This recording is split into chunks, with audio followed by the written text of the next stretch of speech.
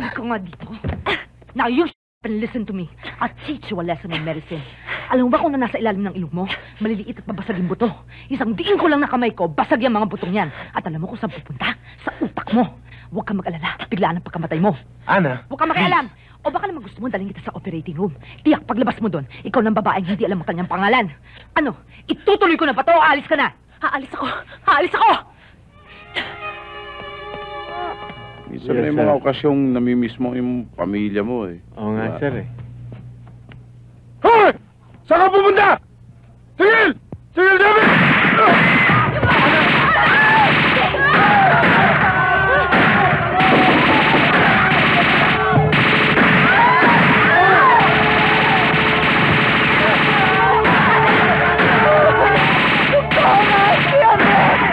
Tigil! Tama na yan! Mga ordinaryong tao tinatamaan nyo dito! Hindi na ba kayo marunong maawa? Tigilan nyo ng karasak yan! Ang anak ko! Dahil halika sa ospital, dalhin natin sa bilis!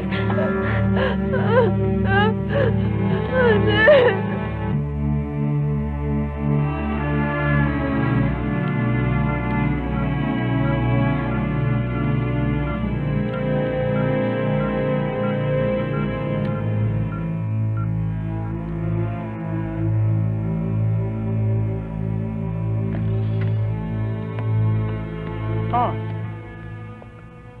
Ang husay mo pala. Thank you. Congrats, Hi. ha? Another successful one. Thanks. Kamusta ang bata? She'll be alright. Pag di bumigay ang sistema niya, I did all I could. I'm sure you did. Naligaw ka yata? Napadaan lang. Sa operating room? I invited him. Gusto ko kasing mapanood niya ang konsyerto ng ating propesyon. Ano, Eric? Nasiyahan ka ba? Okay, I have to go. Okay. May naghihintay pa sa akin mga pasyente. O sige. Ana, thanks ha.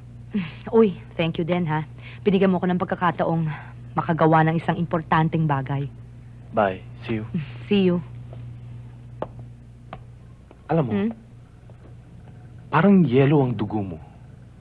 Hindi ka man lang naapektuhan. Hindi dapat maapektuhan ng kahit anong emosyon kaming mga doktor. Dito pala sa operating room ang meeting place ninyo. How romantic.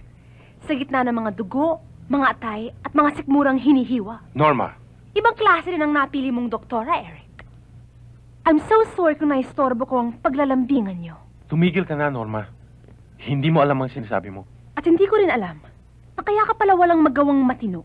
At dahil dito mo inuubos ang oras mo sa operating room. Anong ginagawa nyo? Inoopera nyo bang isa't isa? Ini-inspection nyo bang iba't iba yung mga organs? Ano ka nga dito? Now you and listen to me. I'll teach you a lesson on medicine. Alam mo ba kung na nasa ilalim ng ilong mo?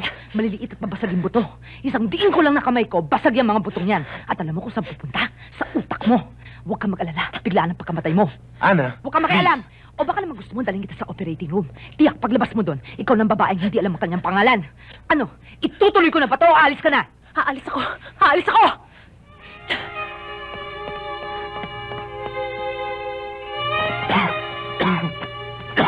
Eric, anong ginagawa mo? Saan ka pupunta? Hindi ko alam.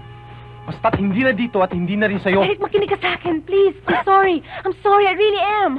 Anong nangyari kanina? I couldn't help it. Nakita ko yung litrato niyo. I thought mawawala ka na sa akin. Eric, understand, At please. ako, Norma. Ni minsan ba'y sinikap mong unawaan ng pagkatao at pagkalalaki ko? Hindi. Wala ka nang ginawa kundi diktahan ng bawat kilos ko. Tapos na tayo, Norma. Eric! Eric! Grato! Pagkatapos itong bigyan ng kaunting pangalan sa trabaho mo, mag-aalas sa bulutan ka na lang, ha? Isa sa isang tabi mo ako na parang basahan! Eric, nakakalimutan mo! May kontrata pa tayo! Gawin mo na ang gusto mong gawin! Eric! Eric! Eric, I'm sorry! Sige, ayaw mo makinig! Papupulis kita! Ihahabla kita, Eric! Walang matitira sa'yo kung niyasot mo! Iniwan ko na lahat ng binigay mo sa akin. Tabi mo na lang para sa susunod mong alaga. It's the woman, isn't it?